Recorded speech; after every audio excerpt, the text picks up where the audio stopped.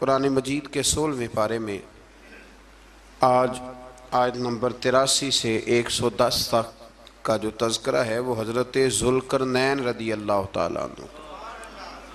اللہ تعالیٰ نے انہیں زمین میں اقتدار دیا تھا۔ 4 لوگ دنیا میں ایسے ہو چکے ہیں جنہیں اللہ تبارک و تعالیٰ نے پوری دنیا میں اقتدار دیا، ایک وقت میں پوری دنیا کا ایک ہی بادشاہ۔ 2 مسلمان تھے، 2 کافر۔ مسلمانوں میں حضرت سلیمان علیہ السلام اور جناب ذوالقرنین علیہ السلام، اور کافروں میں بخت نصر اور نمرود۔ یہ 2 لوگ ہیں جنہیں اللہ نے پوری دنیا میں اقتدار دیا، اور پھر اس کے بعد آنے والے وقت میں اللہ تعالیٰ امام مہدی کو سارا اقتدار عطا فرمائے گا پوری دنیا کا۔ حضرت ذوالقرنین کے بارے میں 2 روایات ہیں، ایک تو یہ ہے کہ وہ نبی تھے اور ایک یہ ہے کہ نہیں وہ ولی تھے، لیکن مجھے حضرت مولا علی شیر خدا رضی اللہ تعالیٰ عنہ کا قول ملا ہے جس میں آپ نے فرمایا ہے کہ نہیں وہ نبی نہیں تھے، تو اس لیے میرا نظریہ یہی ہے کہ وہ اللہ کے ایک نیک بندے تھے۔ اللہ نے انہیں پوری زمین میں اقتدار دیا۔ وہ ایک مہم پہ نکلے، ان کا ارادہ بنا کہ میں ذرا دنیا کا چکر لگاؤں، تو انہوں نے سفر شروع کیا کہ میں دیکھوں ذرا سورج غروب کہاں ہوتا ہے۔ تو فرماتے میں پہنچا، بڑا گیا، لیکن میں اس مقام تک پہنچ گیا جہاں سورج غروب ہوتا ہے، تو پھر میں نے دیکھا کہ ایک سیاہ کنواں ہے جس کے اندر جا کے وہ چھپ گیا ہے، لیکن رب کریم کی اس حقیقت تک میں پہنچ سکا نہیں۔ پھر آپ فرماتے ہیں کہ میں آگے نکلا تو مجھے ایک قوم کے بارے میں بتلایا گیا جو بڑی خونخوار قوم تھی، بڑی خونخوار، اس کو یاجوج اور ماجوج کہا جاتا ہے۔ یہ قوم اتنی خونخوار تھی کہ یہ درندوں کو بھی کھا جایا کرتی تھی، اتنے لمبے چوڑے ان کے قد تھے، اتنے زیادہ طاقتور تھے کہ سانپ اور بچھو بھی کھا جاتے تھے۔ یہ نکلا کرتے تھے سبزے کے دنوں میں تو ساری کھیتیاں اجاڑ جاتے تھے، ہر چیز تباہ کر جاتے تھے، حتیٰ کہ انسانوں تک کو کھا جاتے تھے۔ تو حضرت ذوالقرنین جب وہاں پہنچے، اللہ تبارک و تعالیٰ نے انہیں ان مظلوم لوگوں کا مددگار بنایا جن پر یاجوج اور ماجوج کی قوم ظلم کرتی تھی۔ انہوں نے آپ سے کہا کہ حضور مہربانی فرمائیں، اس قوم سے تو ہماری جان چھڑائیں۔ آپ نے فرمایا تم میری مدد کرو۔ انہوں نے کہا حضور کس طرح؟ فرمایا بس جسمانی طور پر میری مدد کرو۔ تو آپ نے پھر وہاں ایک دیوار بنائی، ایک دیوار، لوہا کاٹ کر، سیسا پگھلا کر، پتھر ڈال کر ایک بڑی موٹی تازی دیوار بنائی، اور اتنی اونچی بنائی، اور پھر اس کے چاروں جانب آگ جلائی تاکہ وہ لوہا اس طرح پگھل جائے کہ وہ دیواروں کے ساتھ چپک جائے، تاکہ کوئی آدمی پیر رکھنا چاہے تو پیر رکھ کے اس پہ چڑھ نہ سکے۔ آپ نے وہ دیوار بنائی۔ اب اس قوم کا حال یہ ہوا کہ وہ اس کے اندر قید ہیں، وہ صبح جب اٹھتے ہیں تو اس کو توڑنا شروع کرتے ہیں، توڑتے رہتے ہیں، تو جب شام ہوتی ہے تو ان میں سے ہر روز ایک شخص کہتا ہے اتنی رہنے دو، باقی کل کریں گے۔ لیکن جب وہ سویرے اٹھتے ہیں تو اللہ تعالیٰ اس دیوار کو پھر سے مضبوط فرما دیتا ہے۔ نبی کریم علیہ السلام نے فرمایا قرب قیامت میں ایک وقت آئے گا، قیامت کے قریب جا کے ایک ٹائم ایسا آئے گا کہ اس مخلوق میں سے ہی ایک شخص پکارے گا، اور پکار کے کہے گا کہ اب سو جاؤ انشاءاللہ۔ اللہ ان کی زبان پہ جاری کہے گا اب سو جاؤ اور سویرے انشاءاللہ یہیں سے شروع کریں گے۔ تو فرمایا وہ چونکہ انشاءاللہ کہیں گے تو پھر اللہ تبارک و تعالی اگلے دن اس دیوار کو وہیں پہ رکھے گا جہاں رات کو انہوں نے اسے چھوڑا تھا۔ اگلے دن وہ توڑیں گے تو دیوار ساری ٹوٹ جائے گی، اور پھر اللہ تبارک و تعالیٰ کا فضل ہوگا تو مسلمان کی طرف وہ بڑھیں گے، وہ قتل و غارت کریں گے، پھر سے وہی درندگی کریں گے، تو پھر حضرت عیسیٰ علیہ السلام ان کے لیے دعا کریں گے۔ تو دعا کا یہ حال ہوگا کہ ان کے وجود پر کچھ ایسی چیزیں برآمد ہوں گی جن کی وجہ سے وہ مر جائیں گے، ختم کر دیے جائیں گے، قیامت کے قریب جا کے وہ دوبارہ آئیں گے۔ اس کے بعد پھر اللہ تبارک و تعالیٰ نے سورہ کہف کی آخری آیات میں 7 سمندر اور ان جیسے اور بھی آ جائیں، فرمایا 7 سمندر ہوں اور ان جیسے اور بھی آ جائیں، اور مل کر وہ روشنائی بن جائیں تو میرے رب کے کلمات ختم ہونے سے پہلے سمندر ختم ہو جائیں گے۔ اور آخری آیت میں اللہ تعالیٰ نے فرمایا کہ اے رسول صلی اللہ تعالی علیہ وسلم آپ کہہ دیجئے کہ میں تمہاری طرح ہی ایک بشر ہوں، انا بشر مثلکم، میں بھی تمہاری طرح ایک۔ اب مثلکم کا بہت سارے لوگوں نے ترجمہ اپنی طرح کا کر لیا ہے، حالانکہ حضور صلی اللہ تعالی علیہ وسلم نے فرمایا کہ بشر ہونے میں میں تمہاری طرح ہوں، رسول ہونے میں تمہاری طرح نہیں، اللہ کا حبیب ہونے میں تمہاری طرح۔ اور وہ یہ جو میں کہہ رہا ہوں نا نہیں، تو یہ صحیح بخاری کے لفظ ہیں، حضور نے فرمایا ایکم مثلی، کون ہے تم میں جو میری طرح ہو، یہ صحیح بخاری کے لفظ ہیں۔ اللہ تبارک و تعالی سمجھنے کی توفیق عطا فرمائے۔ پھر اس سے آگے سورہ مریم شروع ہوتی ہے۔ اس صورت میں اللہ تبارک و تعالی نے حضرت زکریا علیہ السلام کا ذکر فرمایا ہے کہ وہ لا ولد تھے اور بڑھاپے کی عمر کو پہنچ چکے تھے۔ انہوں نے اللہ تعالیٰ سے اولاد کی دعا کی جو ان کا اور آل یعقوب کا وارث ہو، تو اللہ تعالیٰ نے انہیں بیٹے کی بشارت عطا فرمائی جس کا نام انہوں نے یحییٰ رکھا، بلکہ یہ نام انہوں نے پہلے سے رکھ لیا تھا، یہ یحییٰ نام انہوں نے پہلے سے رکھ لیا تھا۔ مجھے اب لوگ کس سینس میں مسئلہ پوچھتے ہیں یہ نہیں مجھے بتا، لیکن مجھ سے ایک دوست نے کچھ دن پہلے پوچھا کہ پیدائش سے پہلے بچے کا نام رکھنا جائز ہے، تو میں نے انہیں کہا کہ ہاں، آپ سورہ مریم پڑھیں گے تو آپ کا اندازہ ہوگا کہ حضرت زکریا نے بیٹے کا نام پہلے ہی رکھ دیا تھا، کیونکہ انہیں یقین کامل تھا کہ رب کریم مجھے بیٹا ہی عطا فرمائے گا۔ تو حضرت یحییٰ علیہ السلام کو اللہ تعالیٰ نے بچپن میں ہی نبوت عطا کی اور کتاب دی۔ ان کے اوصاف یہ بیان کیے کہ وہ پاکیزہ اور متقی تھے، ماں باپ کے ساتھ نیکی کرنے والے تھے اور سرکش نہیں تھے۔ ان پر سلام ہو جب وہ پیدا ہوئے، اور ان پر سلام ہو جب ان کی وفات ہوئی، اور قیامت کے دن جب انہیں اٹھایا جائے گا۔ اس سے معلوم ہوا کہ نبی کریم علیہ السلام پر یا کسی بھی نبی پر سلام بھیجنا اور اس دن پر سلام بھیجنا جس دن اللہ تعالیٰ نے انہیں پیدا فرمایا ہے، یہ قرآن مجید سے ثابت ہے۔ یعنی آپ یہ کہہ سکتے ہیں کہ جس سہانی گھڑی چمکا طیبہ کا چاند، اس دل افروز ساعت پہ، دل افروز ساعت پہ، تو یہ عین قرآن مجید ہے کہ جس دن وہ پیدا ہوئے اس دن ان پر سلام۔ اللہ تعالیٰ سمجھنے کی توفیق عطا فرمائے۔ پھر اس سے آگے چل کر حضرت مریم سلام اللہ علیہا کا ذکر ہے کہ ان کے پاس فرشتہ آیا۔ ہم تیسرے پارے میں بھی ان کا ذکر پڑھ آئے، پھر ایک آدھ اور جگہ پہ بھی اشارتاً کنایتاً ان کا تذکر آیا کہ ان کے پاس فرشتہ انسانی شکل میں آیا، اور فرشتے نے آ کے کہا کہ میں آپ کو بیٹے کی بشارت دینے آیا ہوں۔ کہنے لگی میرے پاس کیسے بیٹا آئے گا، مجھے تو کسی مرد نے چھوا ہی نہیں۔ تو فرمایا رب ایسے ہی کرتا ہے جب وہ کسی کام کا ارادہ فرما لیتا ہے۔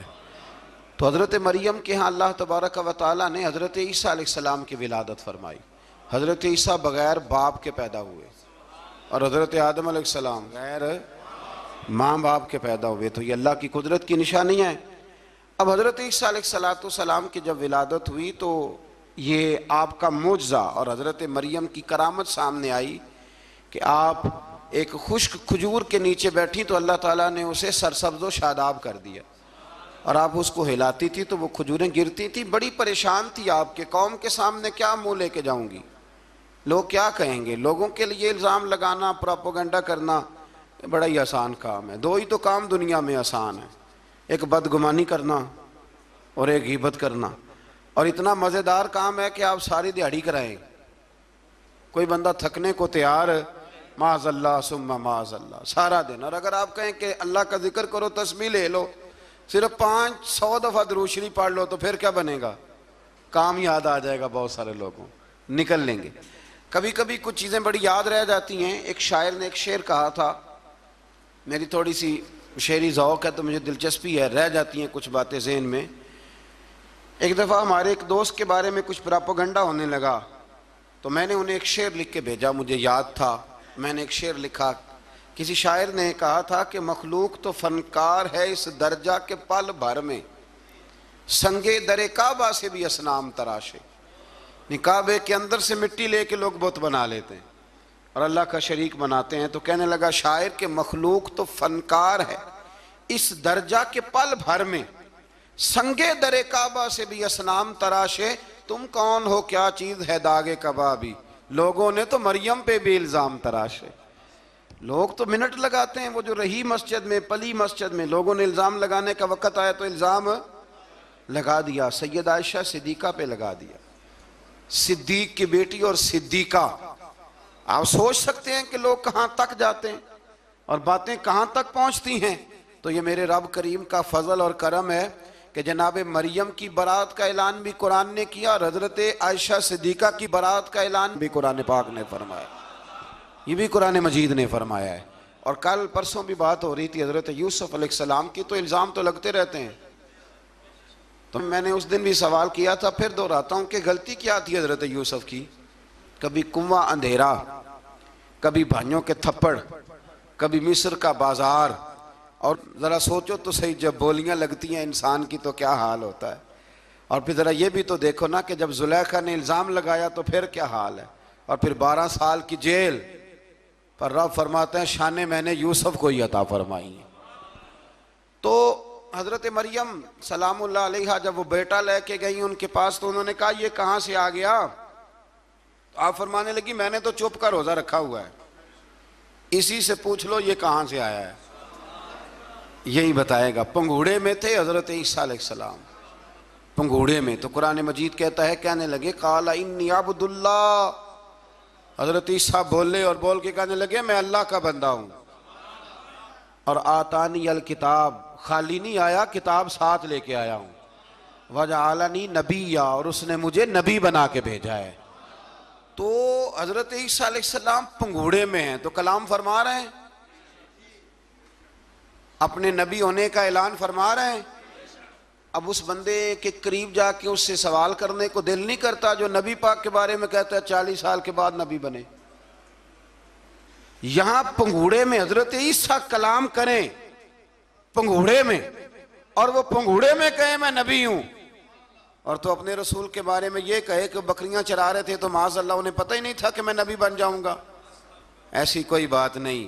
اعلیٰ حضرت فرماتے ہیں اللہ اللہ وہ بچپنے کی پھبن، یعنی بچپن میں بھی رنگ ڈھنگ نرالے تھے میرے رسول کی۔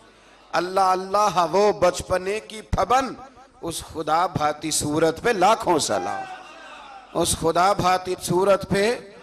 اور مرحوم اعظم چشتی نے بھی ایک جملہ بڑا خوبصورت کہا، اس نے کہا تیری حیات پاک کا ہر لمحہ پیغمبر لگے، تیری حیات پاک کا ہر لمحہ پیغمبر لگے۔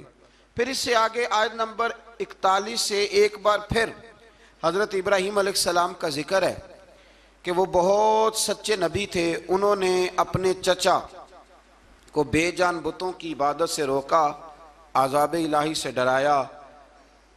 اس نے کہا کہ آپ ہمیں ہمارے خداؤں سے پھیرنا چاہتے ہیں، اس سے رک جائیں ورنہ ہم آپ کو سنسار کر دیں گے۔ ابراہیم علیہ السلام نے کہا کہ میں آپ کے لیے اپنے رب سے استغفار کرتا رہوں گا، وہ مجھ پر بہت مہربان ہے۔ تو اللہ تبارک و تعالیٰ نے انہیں اسحاق علیہ السلام بیٹے اور یعقوب علیہ السلام پوتے کی بشارت دی، اور یہ بھی فرمایا کہ یہ دونوں نبی بھی ہوں گے۔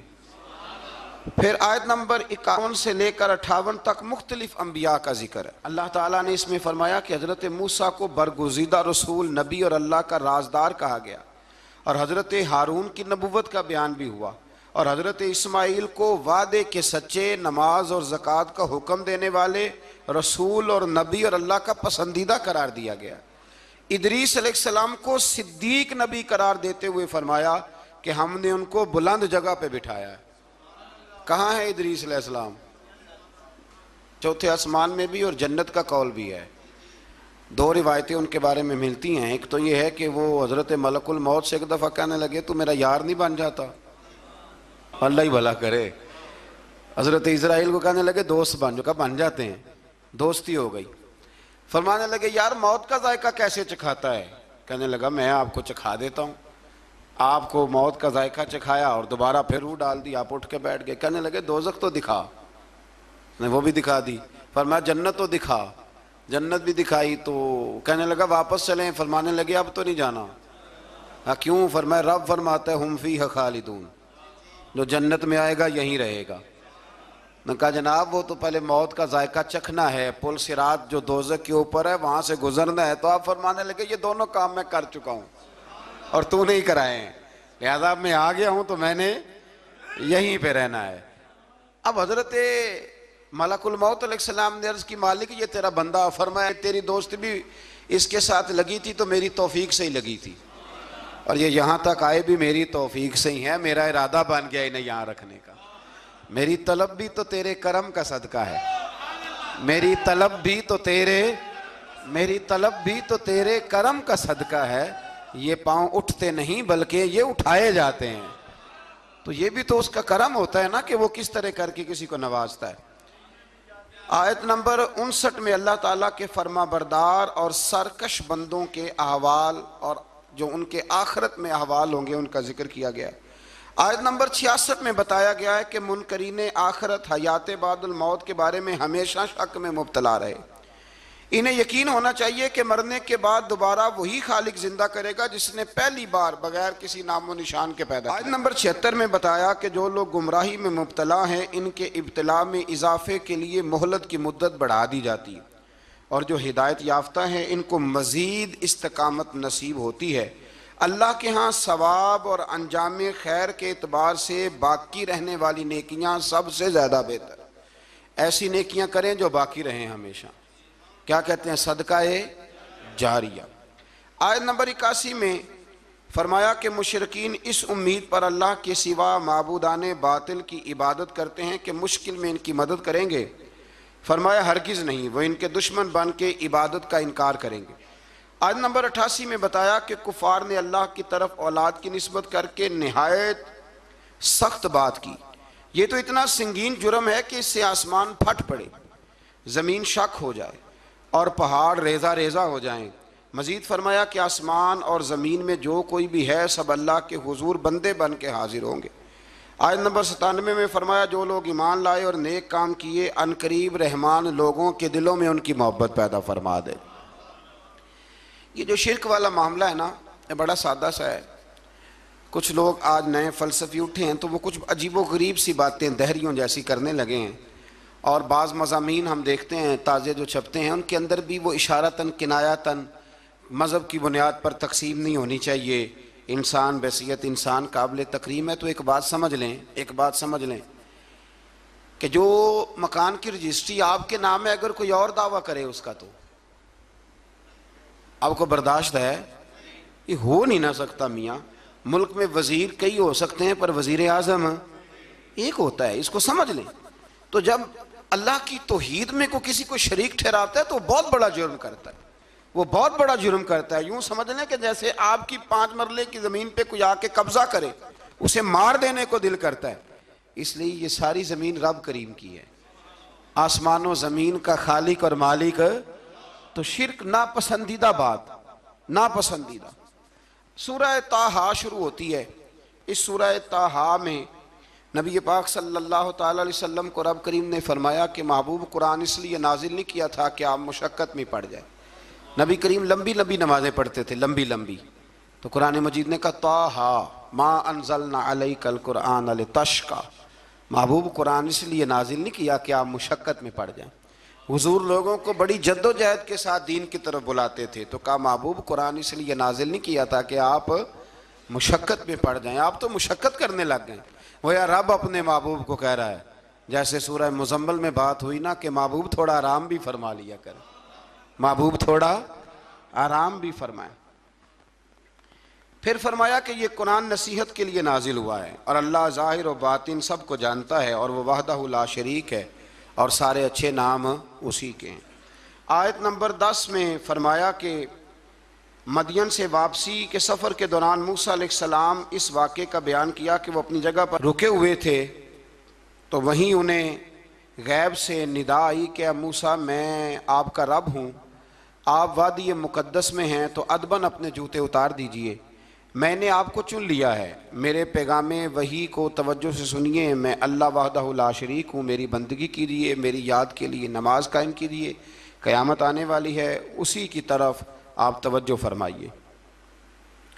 اسی موقع پر آپ کو جو معجزات عطا کیے گئے ان کا بھی ذکر ہے، اور وہ ہم پیچھے بہت ساری جگہوں پہ اس کا ذکر کر آئے کہ اللہ تعالیٰ نے ان کو ایک ایسا عصا عطا فرمایا تھا کہ وہ ایک دم میں ہی بہت بڑا اژدہا بن جایا کرتا تھا، اور پھر حضرت سیدنا موسیٰ علیہ السلام اپنا ہاتھ گریبان میں ڈال کے نکالتے تھے تو آفتاب کی طرح روشن ہو جاتا تھا۔ اقبال کہتے ہیں ید بیضا لیے بیٹھے ہیں اپنی آستینوں، ید بیضا لیے، چمکتے ہوئے ہاتھ ہیں ان کے، تو یہ اپنی آستینوں میں چھپا کے بیٹھے ہیں۔ پر اقبال نے یہ ولیوں کے لیے کہا ہے، نہ پوچھ ان خرقہ پوشوں کی، ارادت ہو تو دیکھ ان کو، ارادت ہو تو محبت کے ساتھ دیکھ، تنقید کے ساتھ تو پتہ ہے پھر بندے کو کوئی شے نہیں ملتی، آنکھیں گونگ ہو جاتی۔ ارادت ہو تو دیکھ ان کو، ید بیضا لیے بیٹھے ہیں اپنی آستینوں میں۔ پھر اللہ تعالیٰ نے نا حضرت موسیٰ علیہ السلام کو حکم دیا تھا کہ فرعون کو دعوت دیں، تو حضرت موسیٰ نے دعا مانگی جو آیت نمبر 25 اور 28 میں موجود ہے، رب اشرح لی صدری ویسر لی امری واحلل عقدۃ من لسانی یفقہوا قولی، اے میرے رب میرے لیے میرا سینہ کھول دے، میرے لیے میرا کام آسان کر دے، میری زبان کی گرہ کھول دے تاکہ وہ لوگ میری بات کو سمجھ سکیں۔ یہ آپ نے دعا فرمائی، اور آگے جا کے مزید آپ نے التجا کی کہ میرے خاندان میں سے میرے بھائی ہارون کو اس مشن میں میرا وزیر بنا دے تاکہ مجھے تقویت ملے، اور اسے میرا شریک کار بنا دیجیے۔ اللہ تعالیٰ نے ان کی اس دعا کو قبول فرما لیا۔ آیت نمبر 38 سے حضرت موسیٰ علیہ السلام کی پیدائش کا ذکر ہوتا ہے، اور یہ تقریباً آیت نمبر 76 تک چلتا ہے۔ واقعہ آپ نے پہلے بھی سنا ہوا ہے، اپنے لفظوں میں بھی عرض کیے دیتا ہوں۔ فرعون کو اس نے وہ خواب دیکھ لیا تھا کہ ایک ستارہ اٹھے گا اور پھر وہ گرے گا تو میری ساری سلطنت کو تباہ کر دے گا۔ نجومیوں سے اس نے پوچھ لیا، اس نے کہا کہ ایک بچہ پیدا ہوگا جو تیری سلطنت کو تباہ کرے گا۔ چاہیے تو یہ تھا کہ وہ توبہ کرتا، لیکن اس نے کیا کیا کہ اس نے بچوں کو قتل کرانا شروع کیا۔ یذبحون ابناءکم، ذبح کرا دیتا تھا تمہارے بیٹوں کو، اور بچیوں کو وہ زندہ رکھتا تھا۔ اللہ تبارک و تعالیٰ کی قدرت دیکھیے، رب بڑا ہی کریم ہے۔ آپ یقین کریں مولا کے دینے کے انوکھے ہی انداز ہیں۔ یعنی حضرت موسیٰ کوہ طور کے پاس آگ لینے جائیں تو اللہ تبارک و تعالیٰ پہلی وہی فرما کے نبی بنا لے۔ بھائی حضرت یوسف کو کنویں میں ڈالیں تو رب وہاں سے نکال کے مصر کا حکمران بنا دے۔ وہ بڑا ہی بے نیاز ہے، مولا کے دینے کے انداز بڑے ہی انوکھے ہیں، وہ بڑے انوکھے انداز میں نوازتا ہے۔ تو حضرت موسیٰ جب پیدا ہوئے تو ان کی والدہ نے پتہ کیا کیا، ان کو ایک صندوق میں بند کر کے دریا میں بہا دیا۔ اب دریا میں بہتے جا رہے ہیں تو ماں تھی تو پریشان بھی ہو گئی، ان کی ہمشیرہ کو کہنے لگی ذرا دھیان رکھنا کدھر جاتے ہیں۔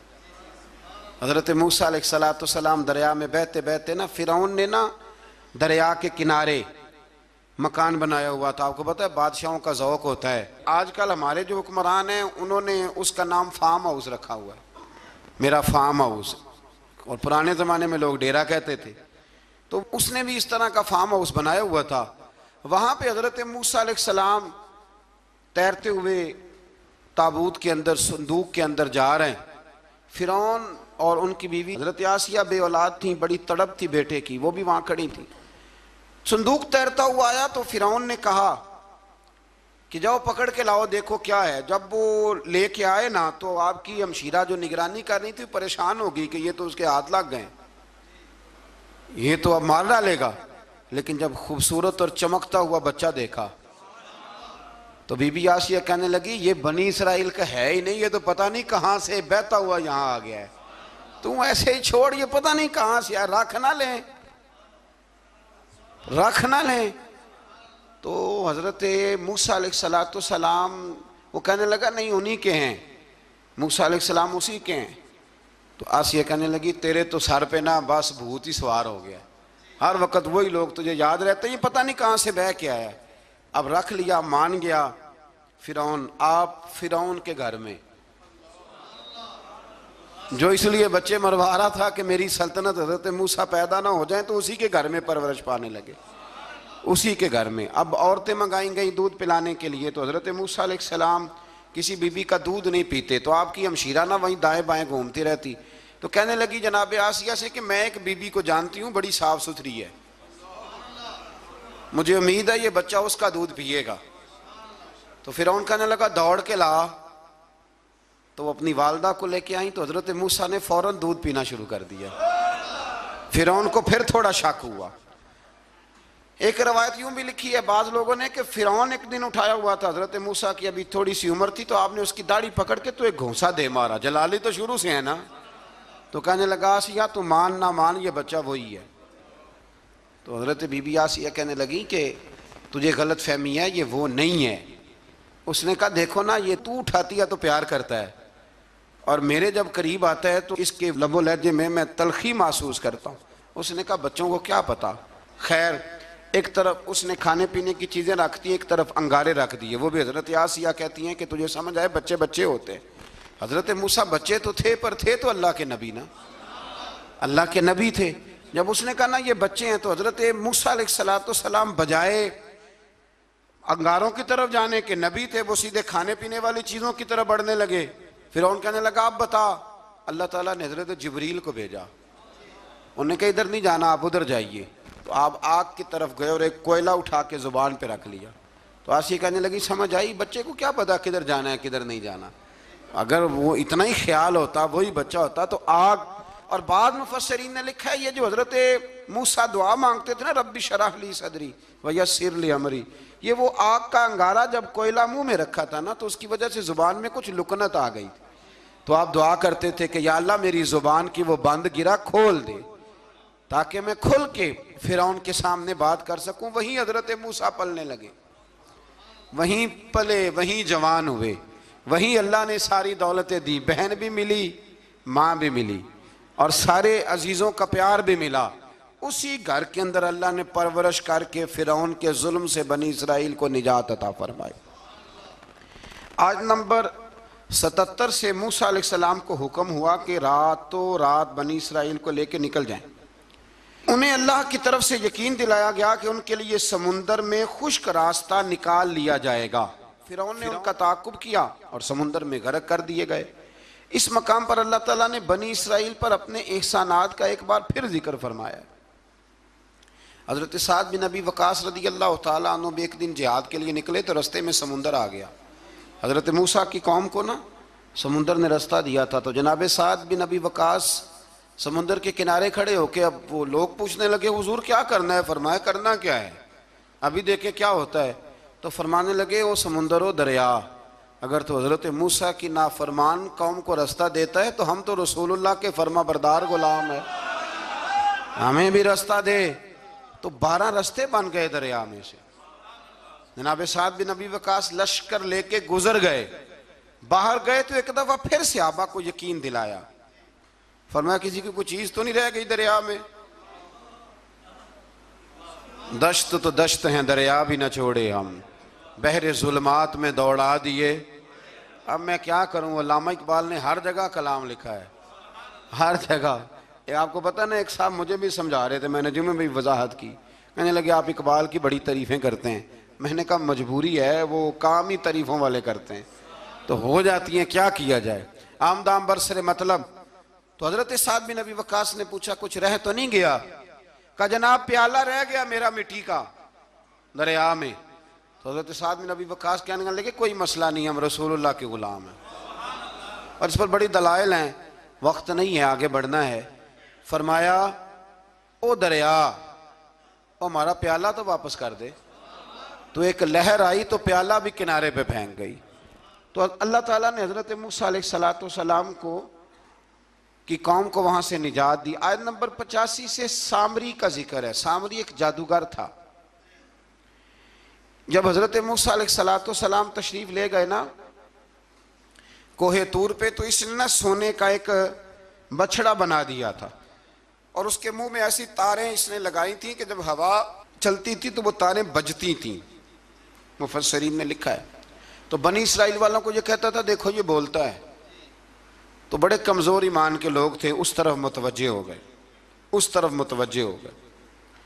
حضرت موسیٰ علیہ السلام واپس آئے تو انہوں نے پوچھا کہ یہ ماجرا کیا ہے؟ تو اس نے کہا کہ میں نے نا حضرت جبریل علیہ السلام کا گھوڑا جب چل رہا تھا تو ان کے پاؤں سے جو مٹی لگ رہی تھی وہ مٹی میں نے تھوڑی اٹھا لی تھی، اور وہ میں نے اس کے منہ میں رکھی ہے، جس کی وجہ سے اس کے منہ سے آواز ہے۔ وہ مٹی کب اٹھائی تھی وہ بھی لکھا ہے مفسرین نے کہ حضرت موسیٰ علیہ السلام نے جب کہا نا بنی اسرائیل والوں کو کہ گھوڑے ڈالو اندر، حالانکہ رستے بن بھی گئے تھے، پھر بھی کہنے لگے ایسا نہ ہو کہ اندر جائیں تو پانی پھر آ جائے، تو یہ جاتے نہیں تھے، ڈرتے تھے، کمزور ایمان کے لوگ تھے نا۔ اصل مسئلہ نا اندر کا ہے۔ آپ یقین کریں یہ بڑی باکمال بات ہے، میں تو اس نتیجے پہ پہنچا ہوں تھوڑی سی زندگی گزار کے کہ یقین اگر مضبوط ہو نا تو انسان کی زندگی کا ہر کٹھن رستہ آسان ہو جاتا ہے۔ لیکن جن لوگوں کے اندر مسائل بہت زیادہ ہوتے ہیں ان کے لیے بیرونی کوئی کام کرنا بھی بڑا ہی مشکل ہوتا ہے۔ تو یہ لوگ کہنے لگے کیسے اندر جائیں گے تو پھر نہ پانی مل جائے، تو حضرت جبریل امین آئے گھوڑی پہ بیٹھے ہوئے، انہوں نے آگے آگے گھوڑی دوڑائی، تو آگے گھوڑی دوڑی تو ان کے گھوڑے خود بخود پیچھے دوڑ پڑے۔ حضرت سیدنا جبریل کی گھوڑی جہاں پیر رکھتی تھی وہاں سے سبزہ اگتا تھا، سامری جادوگر تھا، حیرت انگیز چیزوں کو جمع کر لیتا تھا، اس نے وہ جمع کر کے رکھ لی اور بچڑا بنا دیا۔ تو حضرت موسیٰ علیہ السلام نے جب اس سے پوچھا تو اس نے یہ بات بتائی اور کہنے لگا یہ تدبیر مجھے میرے نفس نے سجائی تھی۔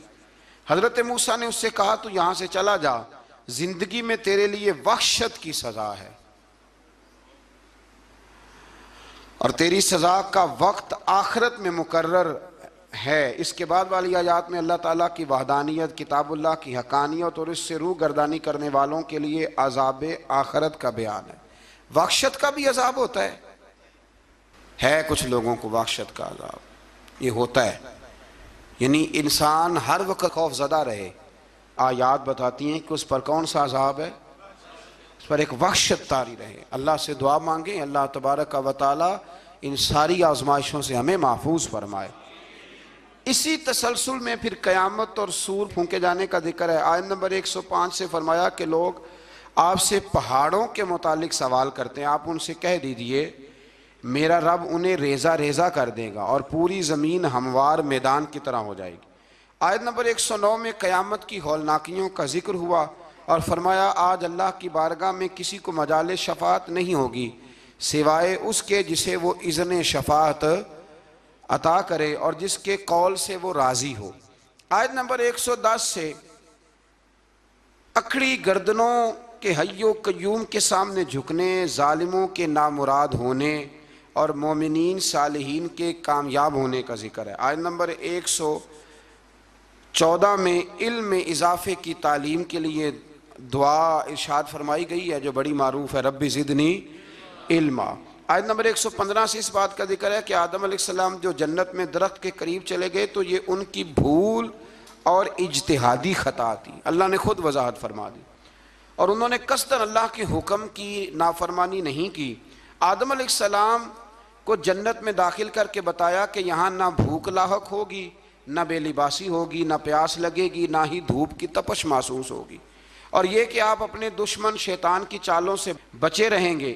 اس مقام پر قرآن نے اس موضوع کو پھر بیان کیا کہ شیطان نے وسوسہ ڈالا اور مخلص اور ہمدرد کا روپ دھار کر ان کو بہکایا، انہوں نے ممنوعہ درخت سے کھا لیا سو ان کے ستر کھل گئے اور جنت کے پتوں سے اپنے ستر کو ڈھانپنے لگے، پھر اللہ نے ان کی توبہ قبول کی اور جنت سے زمین پر بھیج دیا۔ آیت نمبر 124 سے اللہ تعالیٰ نے فرمایا جو ہماری یاد سے غافل رہے گا ہم اس کے لیے معیشت تنگ کر دیں گے، وَمَنْ أَعْرَضَ عَنْ ذِكْرِي فَإِنَّ لَهُ مَعِيشَةً ضَنْكًا، جو ہماری یاد سے غافل ہوگا اس کے لیے زندگی اس پر اللہ تبارک و تعالی ہر وقت اپنی یاد کی توفیق عطا فرمائے۔